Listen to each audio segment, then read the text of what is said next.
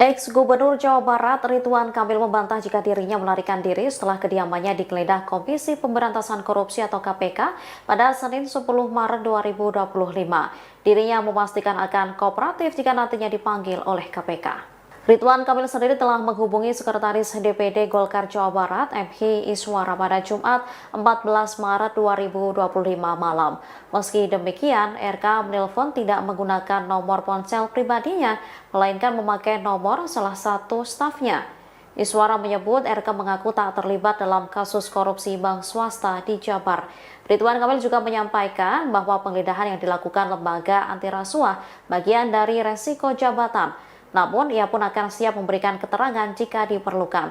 Pasalnya, kasus dugaan korupsi ini terjadi saat dirinya menjabat sebagai Gubernur Jabar.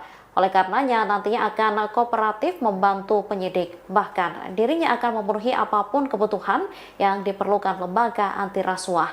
Lebih lanjut, RK membantah jika dirinya melarikan diri. Diakuinya saat ini ia masih berada di Bandung.